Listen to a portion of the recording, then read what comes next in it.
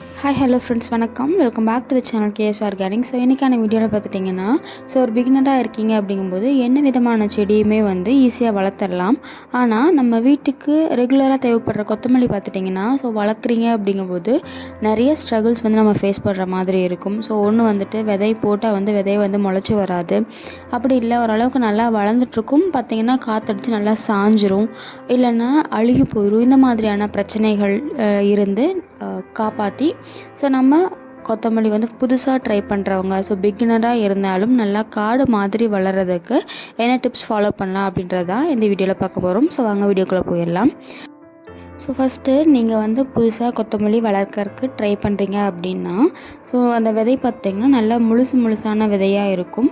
அந்த விதையை நல்லா கையில் வச்சு நசுக்குனீங்க அப்படின்னாலே 1-2 உடைய ஆரம்பிச்சிடும். இந்த மாதிரி உடச்சி நம்ம விதை தூவி விடும்போது சீக்கிரமாகவே முளைச்சி வரும். இதோட முளைப்பு திறனுமே பார்த்துட்டிங்கன்னா நல்ல பர்சன்டேஜ், ஜெர்மினேஷன் ரேட்டுமே பார்த்திங்கன்னா நல்லா இருக்கும். அடுத்ததாக நம்ம காற்றுல சாஞ்சிரும், இல்லைன்னா மழை வந்தால் நல்லா சாஞ்சு போயிடுது அப்படின்ற பிரச்சனை இருக்குது. அப்படிங்கும்போது இதுக்கான தொட்டி சைஸ் பார்த்துட்டிங்கன்னா கொஞ்சம் ஹைட் ஆழமாக இருக்கிற மாதிரியான தொட்டியில் நம்ம சூஸ் பண்ணி போடும்போது அந்த அளவுக்கு காற்றடிச்சாலும் இல்லை மழை பெஞ்சாலும் சாயாத மாதிரி இருக்கும். எக்ஸாம்பிளுக்கு சொல்லணும் அப்படின்னா, நீங்கள் 1 அடி பேக் எடுக்கிறீங்க அப்படிங்கும்போது அதில் ஒரு அரைவாசியிலிருந்து 3/4 மண் ஃபில் பண்ணால் போதும். ஃபுல்லாக ஃபில் பண்ணும் அப்படின்ற அவசியம் இல்லை. 3/4 மண்ணை ஃபில் பண்ணிவிட்டு அதில் இந்த கொத்தமல்லி நல்லா தூவி விட்டீங்க அப்படிங்கும்போது மேலே உங்களுக்கு ஒரு 1/4 பேக் ஃப்ரீயாக தான் இருக்கும். அதுக்குள்ளே கொத்தமல்லி நல்லா முளைச்சி வளர்ந்துடும். உங்களுக்கு காற்றடிச்சாலுமே பார்த்துட்டிங்கன்னா அந்த அளவுக்கு சாயிற பிரச்சனை இருக்காது. அதே மாதிரி நல்ல இனி வரக்கூடிய 6 மாதம் பார்த்துட்டிங்கன்னா நல்லா மழையும் காற்றுமா இருக்கக்கூடிய சீசன் தான். இந்த டைமில் கொத்தமல்லியும் பார்த்துட்டிங்கன்னா ரொம்ப நல்லா சூப்பராக வளரும். ஆனால் காற்றடிச்சாலோ இல்லை மழை வந்தாலோ சாஞ்சு போகிற பிரச்சனை ரொம்ப அதிகமாக இருக்கும்.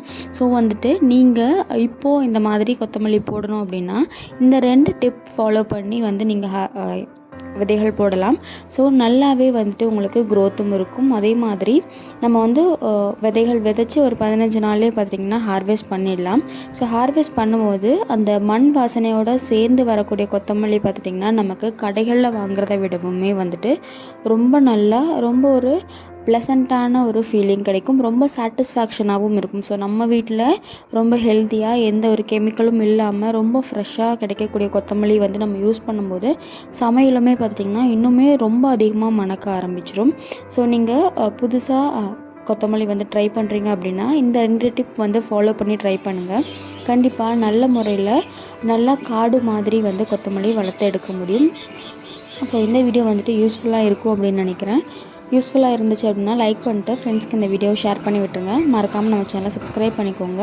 வீட்டுக்கு தேவையான காய்கறிகள் வளர்க்குறத பற்றின நிறைய பிளேலிஸ்ட் நம்மளோட சேனலில் இருக்குது. கண்டிப்பாக அதையும் செக் பண்ணி பாருங்கள். டிஸ்கிரிப்ஷனில் லிங்க் கொடுக்குறேன். தேங்க்யூ.